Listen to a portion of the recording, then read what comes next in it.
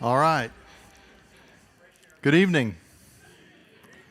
Welcome back to a new year. I appreciate you being here. It's dark and it's cold, and you just be home miserable, so this is a better place to be.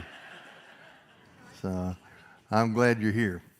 Yeah, you mentioned a fireplace. We have a fireplace in our house, and my grandson, who's 3, was asking me about it. I was telling him about our fireplace. He didn't have one at his house, and he goes, "Papa, you have a campfire inside your house?" Yes, I do. I want to begin something tonight that we will spend some weeks now in the spring on, and I want us to go through the book of Judges. Now, here's the disclaimer. The book of Judges is an R-rated book. There are things here that maybe you have not read or have never noticed, or if you have read them, you can't believe that that's actually in the Bible. I'm going to teach the winter Bible study. It begins a week from next Sunday on the 19th, and I do this on an annual basis in January. I teach on a Sunday evening and then a Monday, Tuesday, and Wednesday at lunchtime. And I'm going to teach the book of Joshua this year. So ideally, we would do that first, but we're going to do the book of Joshua in those 4 days. And so, and then we're going to spend the rest of the spring in the book of Judges. So we'll get a jump start on that. But it's a time period in the history of Israel that is really fascinating, because we have the first 6 books of the Bible: Genesis, Exodus, Leviticus, Numbers, Deuteronomy, the books of Moses. That takes us from the creation all the way to the death of, Genesis takes us all the way to the death of Joseph. Exodus picks up the story of Moses, and Moses takes us all the way through the book of Deuteronomy. Moses dies before Israel is allowed to enter into the promised land. They could have entered in, but their faithlessness caused an entire generation to be set aside, and God delayed entry into the promised land until that generation was buried in the wilderness. When we get to the book of Joshua, Moses is now dead, and Joshua is the trained and chosen successor. And the book of Joshua is really the story of the conquest. That's what we're going to see in the winter Bible study. And we're going to trace what are some of the most difficult passages in the Bible when we run into these questions of God giving instructions for an entire people group to be exterminated. I'm going to explain that. If you've ever had anybody challenge you because the Old Testament God is a bloodthirsty God, I'm going to explain that when we get to the winter Bible study, because there are legitimate ways to understand that without this attempt to impugn the reputation and the character of God. Joshua dies at the end of that book, and the conquest is essentially completed. The book of Judges then covers a period of about 270 years. Now, if you go to the book of Judges and you say, okay, I'm going to add up all the years, and you add up each judge, you actually come to a number in the book of Judges of about 405 years. But what you need to understand is that judges were sometimes national leaders, but a lot of times they were regional leaders. And they were raised up by God to deal with a specific problem in a specific part of Israel. So the 405 years total really condenses down to about 270 years, and there's lots of internal ways that we know that, because some of the judges were consecutive, but many of the judges were concurrent. Okay? So the book of Judges covers about 270 years. It's squeezed between the death of Joshua and King Saul, the start of the monarchy.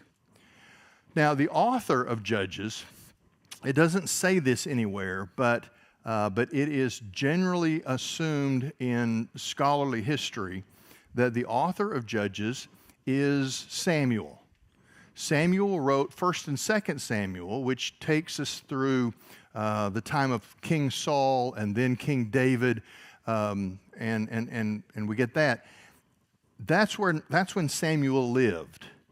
But he set up the era of the monarchy by taking this 270-year gap between the king and Joshua and filling in how Israel got from conquering Canaan under Joshua, the direct successor of Moses, and how they ended up crying out to have a king just like all the nations around them.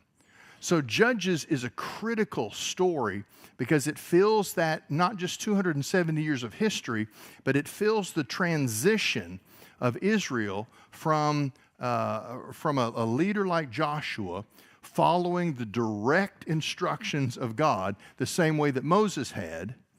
How did we get to the dissatisfaction with God as the ruler and the demand for a king that produced Saul, which was an unmitigated train wreck? Samuel sets the stage with this story. Now, here's the thing. In the Hebrew Bible, Judges and Ruth are written as one book. We have separated them out, and they're two books in our Bible. The reason this is important is because you mitigate, I think Samuel mitigated the absolute downward spiral into depravity, which is the book of Judges.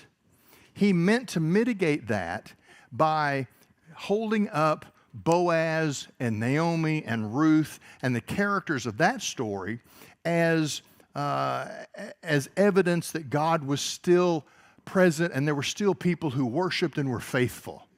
So when we do Judges by itself, sometimes we're tempted to go, man, Israel they're just out of control. But we really ought to attach Ruth because it gives us a little balance that Israel still had people who were faithful to the true God. They followed him. They lived by the law and sought to worship in appropriate ways. So as we're going through the book of Judges, I would just say there's going to be a couple of sections that we hit over the next few weeks, and you're going to walk out of here and you'll be like, oh, I don't even know how to process that. It's just evidence of the ugliest kind of decline when a nation turns away from God. All right, here's my advice. On those nights, run home and read the book of Ruth. Ruth is short. It's just 4 little chapters. But when you realize that Ruth is set during the period of the Judges, it sort of says, okay, not everybody was depraved. There was always a remnant of those who were faithful in their worship. Now, the reason that's important is because it's almost too easy to teach the book of Judges and just draw illustrations from our contemporary period and say, we're not the chosen people in the way that Israel was, but we are the people of God because the gospel has had such a prominent influence on the history of the United States of America. And it's real easy to look at some things that are going on and say, man, we are going to hell in a handbasket. Judges is just being repeated. We see this cycle and it's just taking us down. We need to remember Ruth because there are people who are faithful to the gospel, who are faithful to the true God, and we can't ever lose hope. The point of the book of Judges, here's the spoiler. There is this downward decline. We're going to see the lousiest leaders in Israel's history. Some of these judges rival the worst of the kings that will come later. But whether the judges were bad, mediocre, or relatively good, the point of the book of Judges is God never stopped being God. And he never stopped caring for his people and encouraging them to seek him and find him. And so I don't want to get lost in sort of this lurid, train wreck observation of Israel and just get caught up. I mean, there's some dramatic stories and there's some things, and you're just going to shake your head and be like, oh my stars, how did they even do that? But never lose sight of the fact that even when the judges were less than we would like them to be, God was raising up men and women to provide leadership at his people's most desperate low points. Now, some of the judges are not great people. So you have to remember that in Scripture, not everything that happens that is recorded, it's not just because it's recorded in Scripture, doesn't mean that God signs off on the legitimacy or that he's proud of it. There are some things that are descriptive in Scripture and not prescriptive. So we don't say, well, this leader got away with these kinds of things, so it must be okay to compromise ethically in real dire circumstances. Here's the thing about these judges. You're going to be tempted to throw rocks at these guys and say, man, this guy's an embarrassment. But you have to frame the historical moment in your mind, because these judges, as weak as they were oftentimes as spiritual leaders, by and large, what distinguished the judge to be qualified for leadership from the rest of the population is that the judges were at least trying to follow God. In other words, God will take what's available to him and he'll make use of it, because that old saying that God hits a lot of straight licks with crooked sticks. We've got a book here of crooked sticks, but God is God from chapter 1 all the way to the end. Okay? So that's a little bit of background of the book. I would say part of the theme of Judges has to be what might be called the good enough syndrome. The good enough syndrome, that's when you have a home repair project and it doesn't turn out very well, but you're tired of doing it and you go, that's good enough. Anytime you have something that you're trying to accomplish, I've seen it in church remodeling. I've seen it in addiction rehabbing. Well, I'm better than I was, so that's good enough. Let's move on. I've seen it in personal budgeting. I still can't pay all my bills, but I'm tired of this process, so it's good enough. Part of what creates the atmosphere of the book of Judges is that Israel, they followed Joshua. They didn't complete the job, but they essentially conquered all of Canaan. They assigned the inheritance to each of the 12 tribes, and then they kicked back. They hadn't completed what God told them to do. They hadn't exterminated or evicted all of the tribal peoples that had lived in Canaan. Now, we're going to talk about that. But essentially, the problems that we see in this book, this downward cycle, the problems that we see all can be traced back to the conquest where they did most of the job and then said, that's good enough. You don't have to raise your hands, but you ever lived in a house with roaches? You can kill all kinds of roaches, but the minute you say it's good enough and you leave one pair of roaches, what happens? Pretty soon you're right back where you started. That's the problem when your approach to obedience to the commands of God is, it's good enough. I've done enough. I've gotten far enough along. Surely God will be satisfied with this.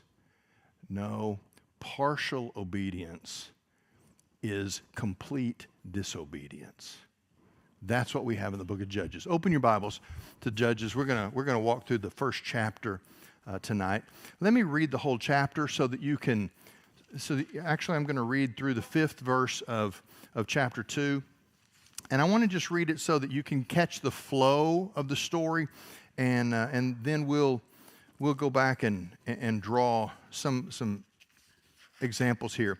I will say, as a part of the context, you can buckle up, because just a partial list of the sins that we will encounter in this book, we will find idolatry, murder, sexual perversion, conspiracy, prostitution, infidelity and adultery, gang rape, and kidnapping. We will find lying and deception. The book of Judges, maybe more than any book in the Bible, has Netflix original series written all over it.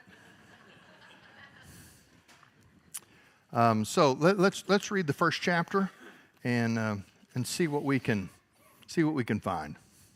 Now it came about after the death of Joshua. Okay, now that's a great connector. Joshua dies at the end of chapter 24. I told you we're going to cover Joshua in a couple of weeks for the winter Bible study. If you've ever watched a TV show that begins with previously or in the last episode, well, that's what this does. Verse 1 tells us we're picking up the story exactly where the book of Joshua left off. Now, it came about after the death of Joshua that the sons of Israel inquired of the Lord, saying, "Who shall go up first for us against the Canaanites to fight against them?"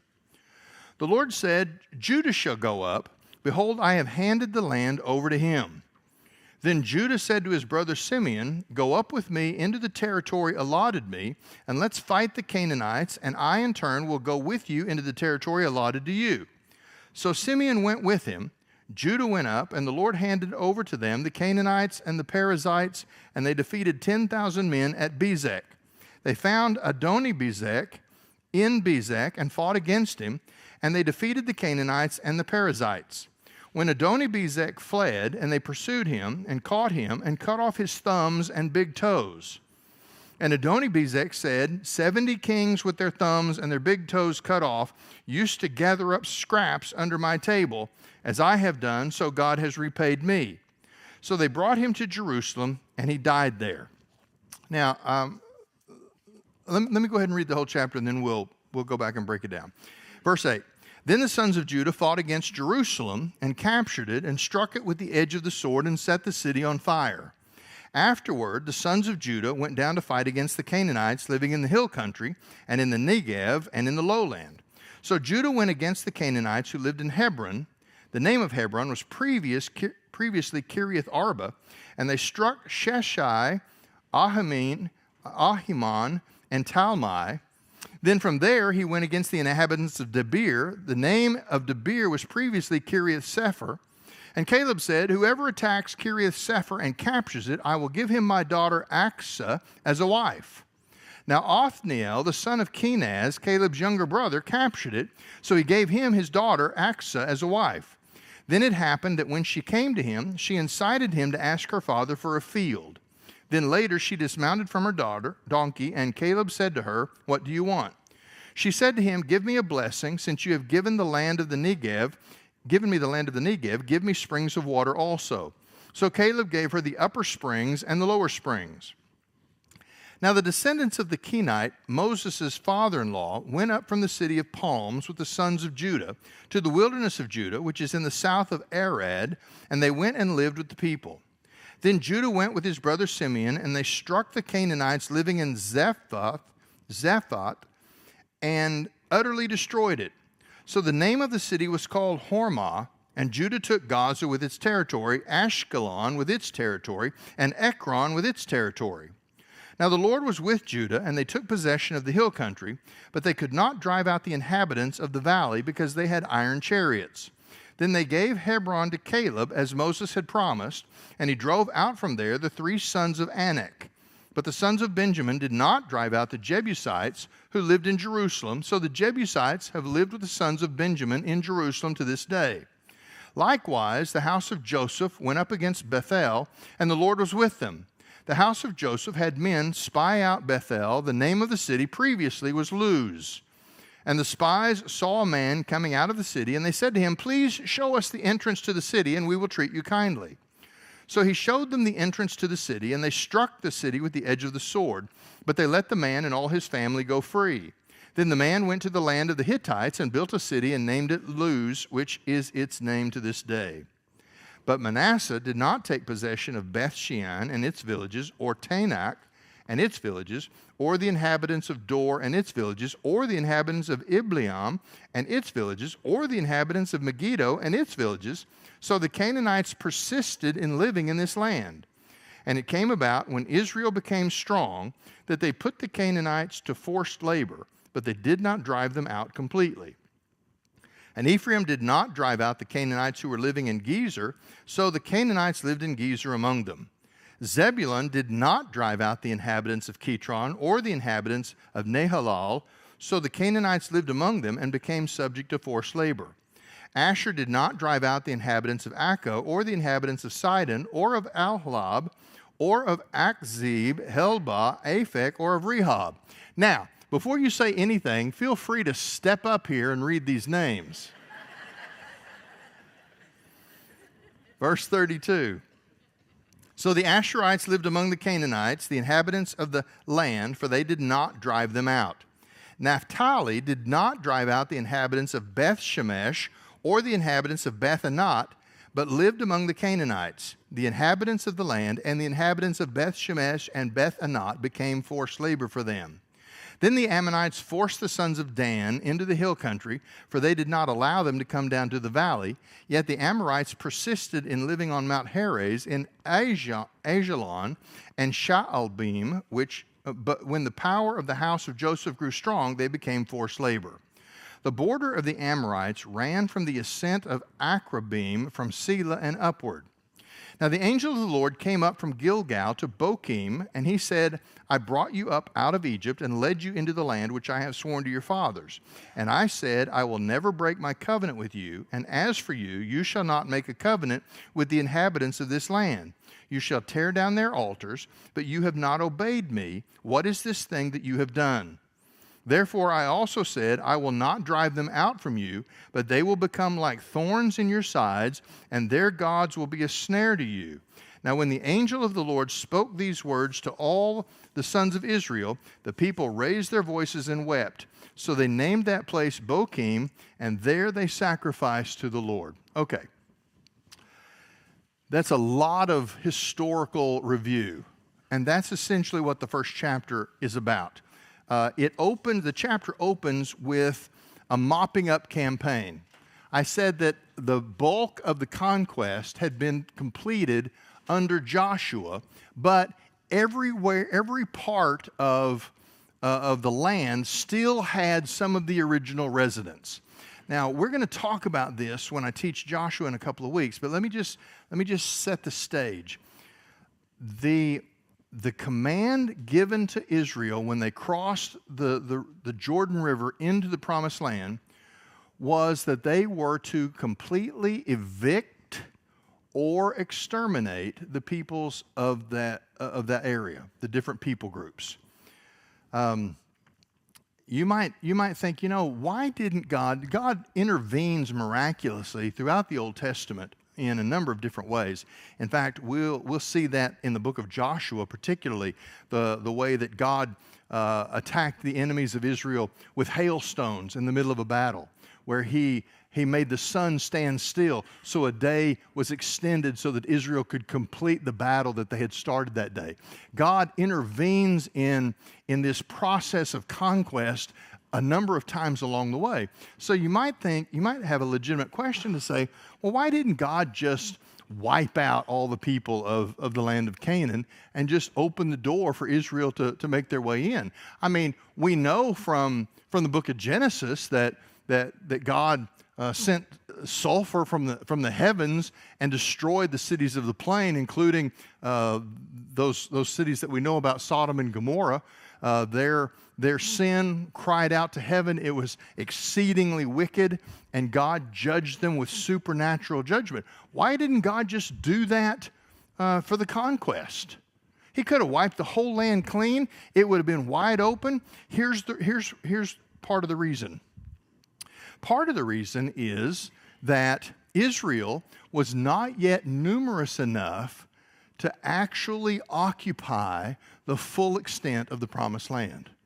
If God had completely wiped out all of the inhabitants of Canaan all at once, Israel would have been free to come in and they would have spread out, but they wouldn't have been able to keep the land from sort of returning to wilderness, wild animals, and they wouldn't have been able to cultivate it. They didn't have the population that would have done that. So in God's design, He allowed Israel to only take the sections that they were then prepared to occupy and fully be able to exert control over. But the more important reason, and God tells us this, is that Israel needed to learn the difficulty of battle. This was a generation. Remember, when the spies went into the land in the book of Numbers, and they came back, and Caleb and Joshua said, God's on our side, we can do this. The other 10 spies, you recall the story. No. There's giants in the land. We can't go in. They make us look like crickets. And God said, you spent all your time looking at the giants in the land, and you've stopped looking at me. So a faithless generation, you're going to live in the wilderness until you're all gone. You know what a wilderness mentality is? It's walking around in circles kicking up dust. And that's what they did for 40 years until the last remnant of that generation laid down and was buried, with the exception of Caleb and Joshua, who were granted the dispensation of being set apart from the judgment because they had been on God's side in that report. Okay. The generation from 20 and below was the generation that was allowed to live. This is a generation that if they remembered Egypt at all, they remembered it as children. When I was in high school, I worked at a place here in Tulsa, and the man that owned the store was in his 90s. And I've always been a history buff and always been interested in that. And it was fascinating when I got to sit down and talk to this old man, because I had heard about the Great Depression my whole life. But I had heard about the Depression from people who had grown up in the Depression. It was a whole different kind of story when I got to sit down and talk to a guy who was like a 35-year-old businessman during the Depression. His take on events was very different than children that just remembered, sort of hard times. Well, that's what we have here. The generation that had seen God engage Pharaoh miraculously, that generation was gone. What we have now is a generation, they have essentially lived their whole lives in the wilderness. Now, they've been marching a lot in the wilderness, but this is not a trained army. And this is, by and large, not a collection of people that remembers the most dramatic military victories that God granted them as they came out of slavery in Egypt. Now, they had seen God in His miraculous provision. They knew about manna in the wilderness. They knew about water coming from a rock. They knew about quail coming in flocks and providing meat. They knew about God's provision and miracles, but not like those that had gone before them. They were not trained soldiers. God needed the battle to transform a wandering collection of nomads with no experience except picking up manna off the ground every morning to feed themselves. He needed to transform them into a nation that could rule itself and defend itself from all enemies. You see, there are times when the battle the battle itself, the process of battle, is for our benefit, because God puts us in positions where we have to face those difficulties, because that's the only way you can become strong. You can't bulk up with your muscles. You don't get a cut physique by eating chips and dip and watching television. You have to go to the gym, and you have to have resistance training. Even that name, resistance training. You have to lift weights. You have to pull against straps. You have to use machines that make your body strain. Why? Because that's how we get strong. So that's what had to happen here. God could have wiped out all the Canaanites, but Israel would have stayed weak. They would have stayed inexperienced.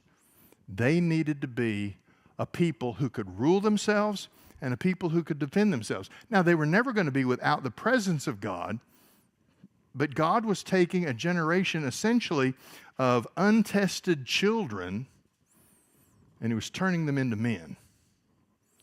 Now, in this first chapter, you see the outline that I've given you. Success comes from absolute trust in God. There is, first of all here, a strategic list of great victories, especially this encounter with Adonai-Bezek. It's funny, they win these battles. They cut off his thumbs and his big toes.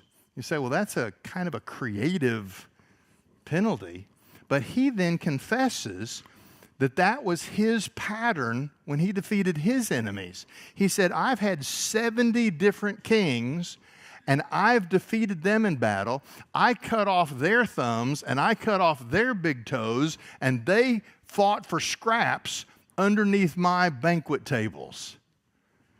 What Israel was doing, probably under the direction of God, as an act of justice, was that Adonai-Bezek experienced the exact same penalty that he had inflicted upon 70 other defeated kings that had gone before him. Now, God, in these stories, in these battles, we're not going to go through each one, but God proved again and again what He could do. Now, remember the charge. They were given the charge to either totally exterminate these condemned races of people that were in possession of the land of Canaan, or at least completely evict them from their spaces. We'll talk about that some more when we get to Joshua, but the bottom line here is Israel was given clear instruction. And as we read through this, in the early battles, we see real success. So-and-so was defeated, and the king was punished, and this people group was completely destroyed. But notice there's a theme all the way through this chapter, and there's two parallel themes. One is, when we get to the second half of the chapter, what we see is over and over and over this phrase, and they did not defeat the people. See, this is where partial obedience comes in. They said it's good enough. We've taken possession. We now have enough critical mass that we control the space. And the way they probably justified it, how many times in this chapter does it say, and they turned this people into forced labor? You see, in their minds, the justification was, well, we'll make them servants. We've conquered them, and they'll serve us. Here's the problem. What this 270-year period is going to teach us is that Israel, even though they were the masters and the Canaanite remnant, they were the slaves, guess what? It wasn't just the Canaanites and their wickedness that God was using Israel to judge and exterminate. It was the false worship of fake gods. And even by turning the Canaanites into essentially indentured servants, what Israel allowed from Judges chapter 1 forward, and we'll see this play out in awful ways. They allowed the false gods of Baal and Ashtoreth to stay in the land and to exert ongoing influence among the Israelites. Partial obedience is complete disobedience. There's some great victories listed here. There's some solid experiences of God's power. Some of this are corporate testimonies of what the tribes did.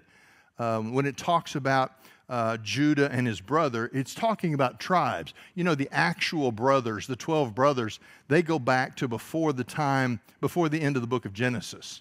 So when it says Judah went with his brother Simeon, it's talking about tribes. God says Judah is going to lead the battle to clear out the rest of the land. The conquest that has not yet been finished, Judah is going to take the lead. Judah goes to Simeon. He says, okay, your tribe, you send up soldiers with us, and we'll go in. We'll clean out our area, the allotment that has been given to our tribe. And then when that's cleaned out, we'll establish ourselves in our area. Then we'll go with you, and we'll clean out your area. All right, that was the plan. We also see some individual testimonies, particularly this story about Caleb and his nephew Othniel and the whole giving of his daughter. If I can remind you about the Caleb story, Caleb was with Joshua, one of the two spies that was granted exemption from the judgment of dying in the wilderness because he had been faithful about Israel going into the land and trusting God.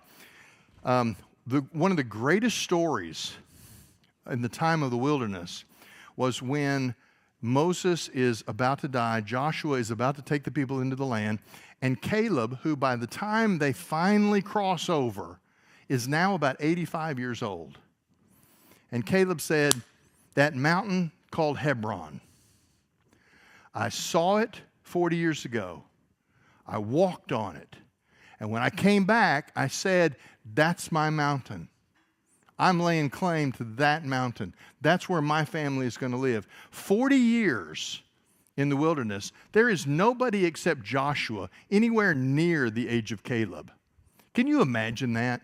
I mean, if there are exactly 2 senior citizens in an entire nation, in my sanctified imagination, I see those young people who are probably itching to get into the battle because they've been hearing about the promised land. They've been promised the battle that they're going to engage in. They've been hungry to do something great after just wandering in the desert their whole lives. I wonder how many times those young guys would say, hey, ask Caleb to tell you about his mountain. And sitting around a campfire somewhere, they'd say, Caleb, I heard there's a mountain waiting for you. That's right. Lord promised it to me. Tell us about it. My feet walked on it. The grass was green. Trees were strong. The fruit was massive. It's the best place I've ever seen. Came out of Egypt, lived in the desert, but I lived in the desert for 40 years because I'm getting my mountain. And at 85, as they're prepared to cross into the river, he says, that's my mountain. Well, in the first chapter of Judges, we see that he is leading the charge to get his mountain. And he says, whoever wants to come along and help me, you help me secure what I need, I'll give you my daughter. Ends up giving his daughter in marriage to his nephew, the son of his brother. It's a story of not just a tribal success, but of an individual success. I love to see Caleb not only survive the wilderness, but get the mountain that he's been dreaming about. Let me tell you something. When God gives you a vision for something, and he said, this is what I have for you, you don't stop until he gives it to you. I had somebody ask me a couple of years ago. I was showing them the campus and the building. I was giving them a tour. And they said, man, what a great church building you have. Did you ever dream that you would have all of this? I said, actually, this is exactly what I dreamed. Listen, I love remembering where we came from, but don't kid yourself. I never set out to be a church planter. Wasn't my heartbeat. It wasn't what I prepared for. It was something that came to me totally unexpectedly. God put me in a position and raised it up, but He showed me something. And so when I say this is exactly what I saw, that's what I mean. I mean, when it didn't look like it was going to happen, I just kept living on the promise. I knew from the first Sunday in December in 1999 when I preached from a ballroom in a Holiday Inn Select hotel,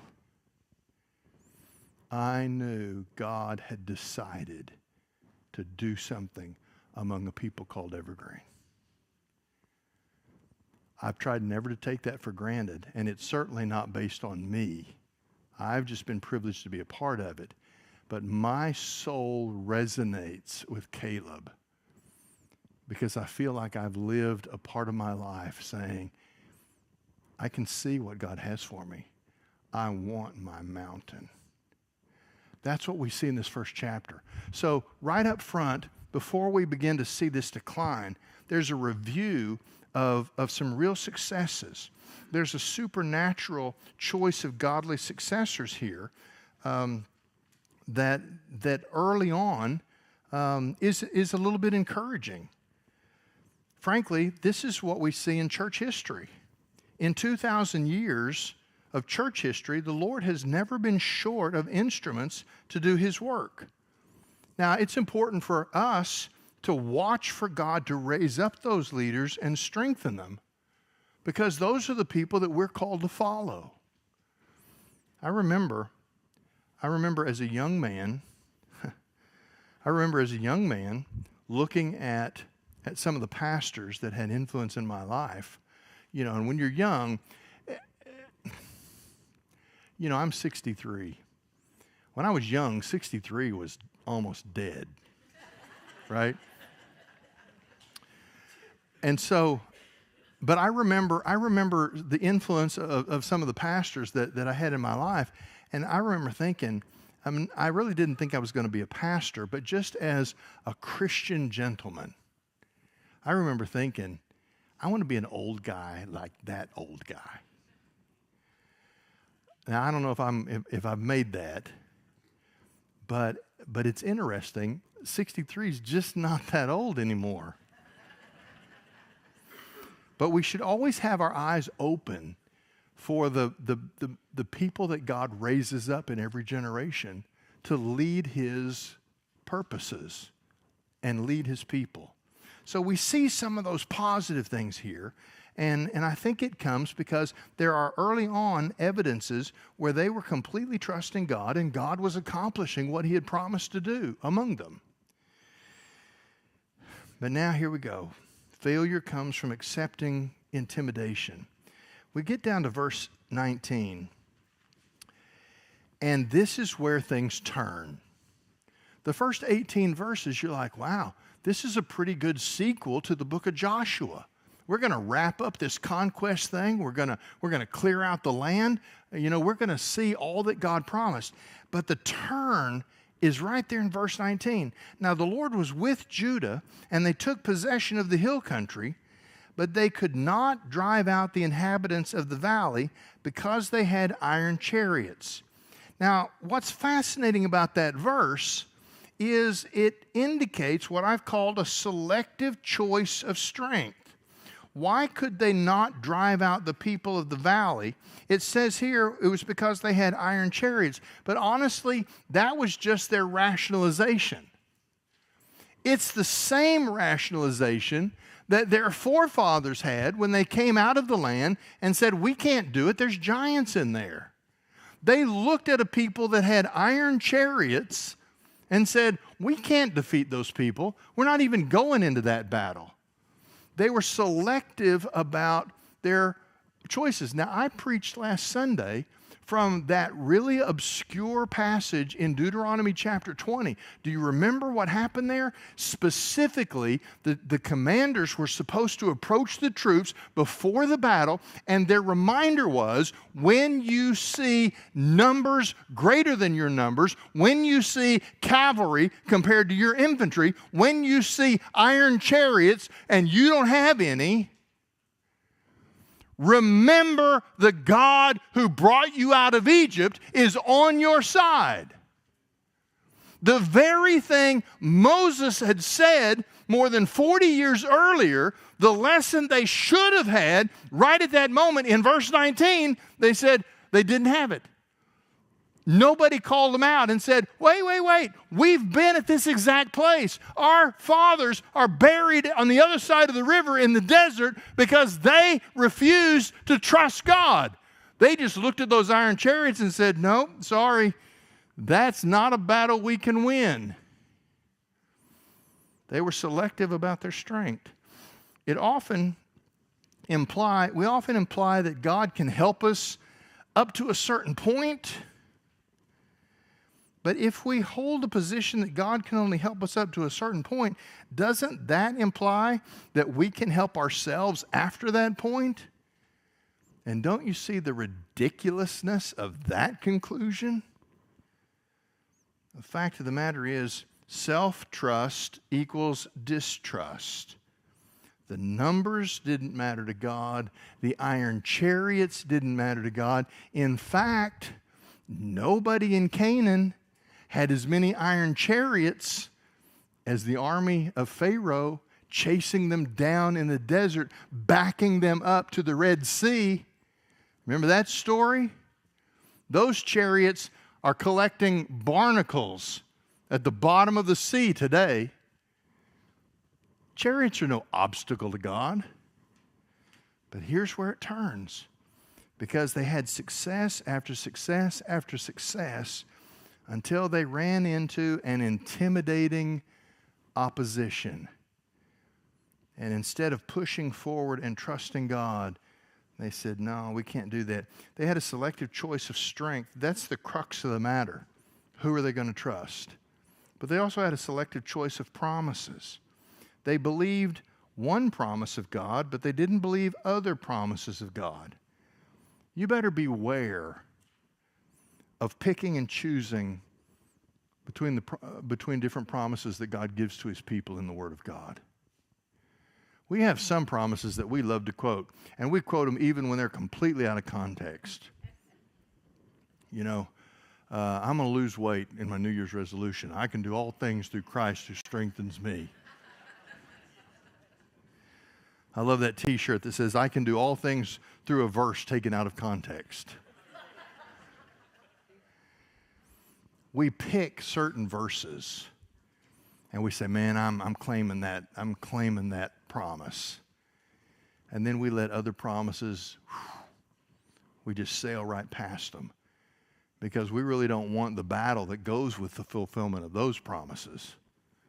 God he wasn't intimidated by anything in Canaan, but they were.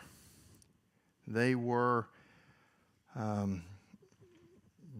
followed the problems of their forefathers by refusing to go in. They had a selective choice of battles. Listen, it says that they couldn't defeat the people of the hill country because they couldn't drive them out because they had iron chariots. Notice what it doesn't say. It doesn't say they went into battle and lost because they had iron chariots. It says they couldn't drive them out because they have iron chariots. The language in the Hebrew does not suggest that they fought a battle and lost. The language suggests they never fought the battle at all. They decided up front that they couldn't win. Let me tell you, there's one thing I've learned in life, and that is you can't possibly win the battles that you don't fight. Some things we cannot do because we never make the attempt. Again, this is the same mistake of the original spies who focused on the enemy and failed to focus on God. We saw this last Sunday in Deuteronomy. Both courage and cowardice are infectious. Courage will take a ragtag army and turn them into a mighty fighting force. Cowardice will take a mighty fighting force and they will turn tail and run. Well, future circumstances come from present decisions.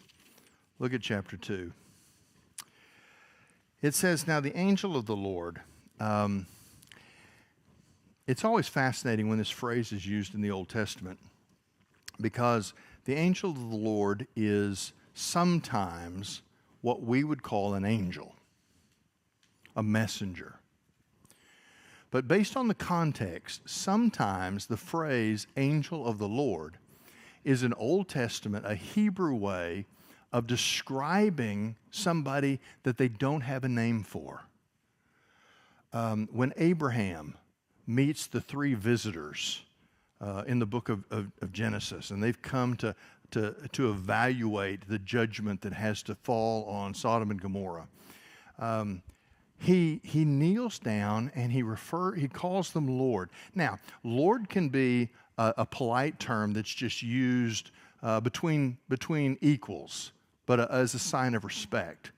But in that context, he seems to have an uncanny intuition that these are not just ordinary visitors, but that at least one of these, with his two companions, is somebody of significant spiritual stature.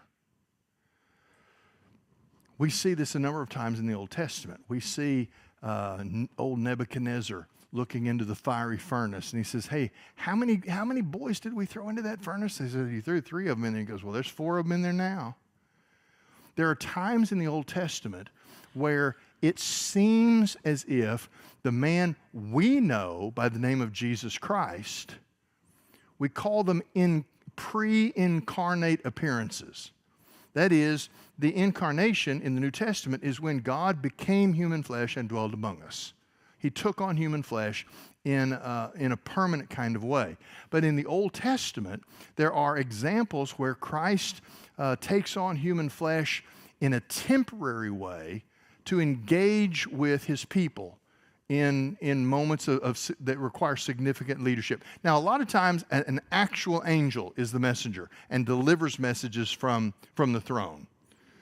But there are some times that it appears this angel of the Lord is actually the second member of the Trinity who himself makes himself known and communicates what his plans are. And it usually, you can always tell because of the way he speaks.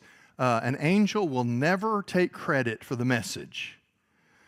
In the book of Revelation, John meets an angel and he falls on his face. Daniel meets an angel and he falls on his face. And in both cases, the angel's like, no, don't do that. Don't worship me. Let's not confuse who we are here. But see, look at what happens in chapter 2. Now the angel of the Lord came up from Gilgal to Bochim, and he said, I brought you up out of Egypt and led you into the land which I have sworn to your fathers. And I said, I will never break my covenant with you. That is not the message of a messenger angel. That is the second person of the Trinity who has come at this critical moment. What do I mean by critical moment? Joshua, the conquest, now the tribe of Judah providing leadership to the alliance of the 12 tribes, charged with continuing to clear out, either by eviction or by extermination, the land of promise so that Israel can lay claim to the land that God has preserved for them. But they can't drive out the inhabitants of the hill country because they have iron chariots. At the very moment before partial obedience becomes complete disobedience, before that gets out of hand, Jesus shows up. And he says, let's review. Let's review what I've done for you. Let's review what I promised to do for you. Let me remind you of not only who I am, but who you are in me. And I told you, verse 2, you shall not make a covenant with the inhabitants of this land. You shall tear down their altars. See, that's how we know the heart of the matter. We know going, and we'll do this in the book of Joshua, we'll go all the way back to Genesis, and I'll show you how the judgment of God was pronounced on these peoples. And hundreds of years of mercy was allowed. They knew that Israel was the ultimate possessor of that land.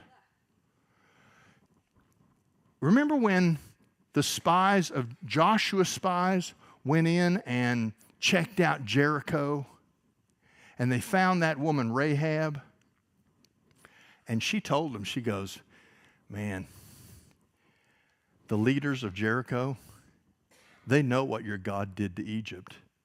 They know what your God has been doing all this time for you in the wilderness, and they are scared spitless.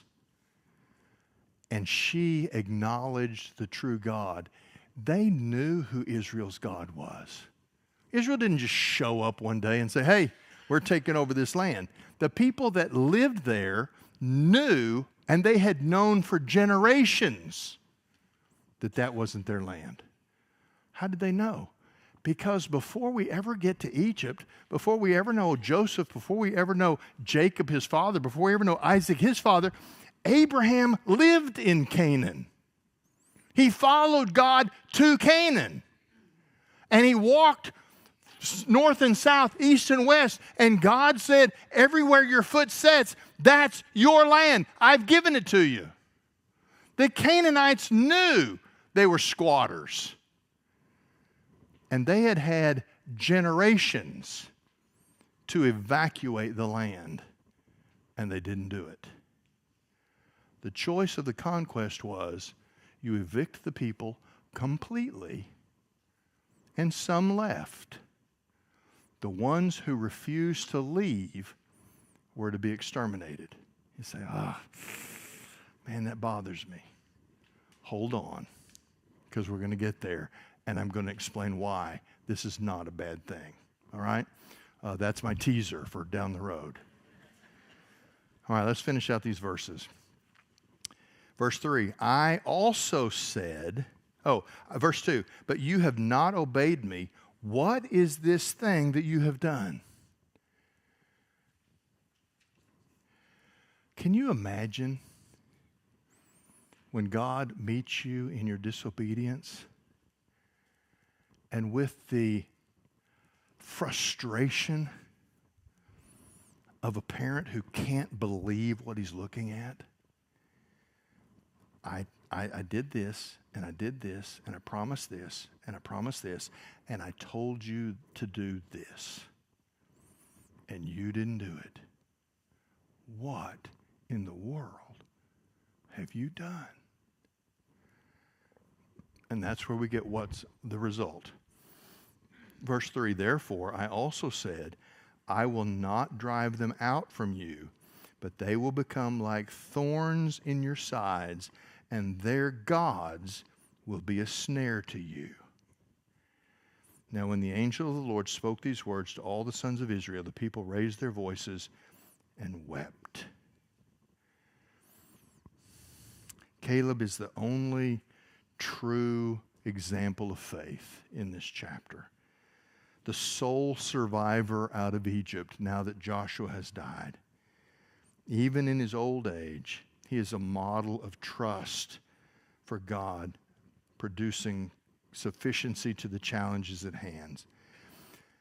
Israel wept because they failed. But the hope is Caleb is still standing as the example of what God can accomplish, regardless of what an entire other generation does. Caleb is an example of what God can accomplish if one man will be faithful. That's why in our generation, at the end of the day, we're not going to fret about churches hanging pride flags over their front doors. And we're not going to fret about churches compromising their theology. God's going to deal with all that. But we are not going to allow any of that to make us look out at the culture and go, man, look at all those iron chariots. We better just keep our heads down. We better just stay out of the battle. This is not a battle we can win. You know what? You know how many people God needs to create a success? He needs one man to be faithful and to stake his life on the promises that he's been given. And as long as we are a people determined to do that, frankly, it doesn't matter what anybody else does. And so, the lesson of Judges chapter 1 is, let us determine to be that people, Caleb's in our generation. That's the call of God for us. Father, thank you so much for your word. These opening verses simply help us set the stage for what is really going to be a remarkable study as we look and see what happened, both the good, the bad, and the ugly. But in this process, show us, let us not be sidetracked by the really bizarre and sometimes horrible things we run across. Let us refuse to take our eyes off of the lessons here about who you are, even in a faithless generation. Father, give us a vision. Let us stand on your promises. Make us adequate to the task we face in our generation. Come hell or high water, we are the people of God. Let us prove it by fighting the fight that we've been called to do. In Jesus' name, amen.